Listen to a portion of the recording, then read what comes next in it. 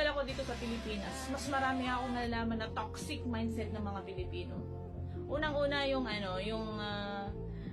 matanda ka na, mag-asawa ka na. Para magkaroon ka ng anak, pagtanda mo, may mag-aalaga sa'yo. Hindi ako naniniwala na yung anak mo is aalagaan kapag tumanda. Ayaw kong mag-example, baka maraming masaktan. Bato-bato sa langit at tamaan, huwag magalit. Ang pag-aasawa naman, choice nyo yan. Kung handa na kayong bumuhay ng mga anak nyo. Minsan kasi ang anak ginagawa nilang investment. Yung mag-anak ka ng marami, tapos sinasabi nila na, pag nag-anak to, pag yumaman to, magbibigay sa akin ng pera. Kung kaya nyo nang buhayin o pag-aralin ang mga anak nyo, handa na kayong tumayo sa sarili yung mga paa.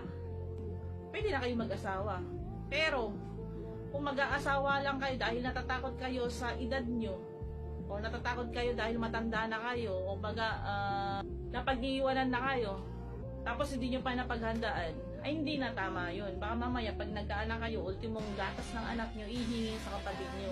Ultimong sustento ng anak nyo, ihingi sa kapatid nyo. Tapos at the end of the day, na lahat ng mga tulong ng kapatid nyo sa inyo, siya pa rin ang masama. Diba?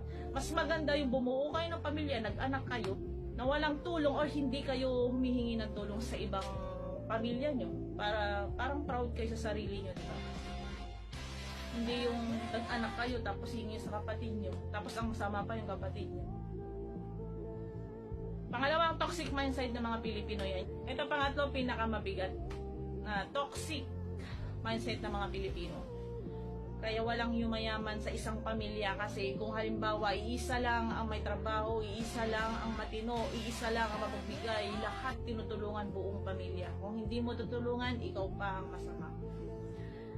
Ganun yun hindi mawala sa ating mga Pilipina na halimbawa may trabaho ka, nasa ibang bansa ka.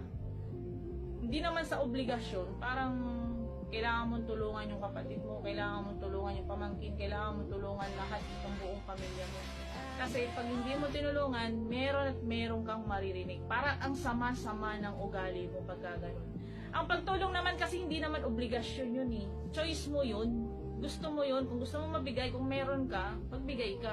Pero hindi ka na dapat nilang pilitin at hindi ka pagsasabihan ng masama. Kasi nagsikap ka para hindi umasa sa kanila at para sa sarili mo. Kasi mahirap umasa sa ibang tao, lalo na sa pamilya. Kasi ayaw mong matulad sa kanila. Meron kang pangarap, meron kang gustong marating sa buhay. Kaya ka nagsisikap, nag-iipon ka para sa sarili mo. Habang tumatagal ako dito sa Pilipinas, nakikita ko yung napakadaming toxic mindset ng mga Pilipino. Yung marites hindi yan mawawala nasa tabi-tabi lang yan, nasa kapitbahay. Yung mga kwentong-kwentong dinadagdagan, binabawasan, sobra-sobra, hindi na yan mawala sa atin mga Pilipino. Kung magpapapekto ka, mapapaaway ka kahit sa sa kapitbahay o kahit kanino. Kaya kung halimbawa man na may naririnig kang marites dyan na hindi naman totoo tungkol sa'yo, hayaan mo lang sila. Tapos ito pa yung pinakaayaw ko. Yung mabait sila pag may kailangan sila.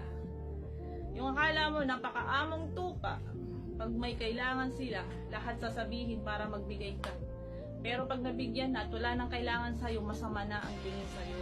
Hindi ko alam kung ganun talaga ang mindset ng ibang Pilipino o depende sa tao. Siguro depende sa tao. Bago kayo tumulong sa iba o sa mga pamilya nyo, unahin nyo muna ang inyong sarili. Mag-ipon para sa sarili.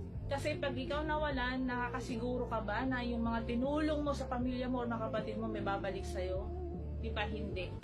Kaya unahin mo muna ang iyong sarili. Hindi naman masama ang maging madamot. Basta alam natin na meron ng nakalaan para sa atin.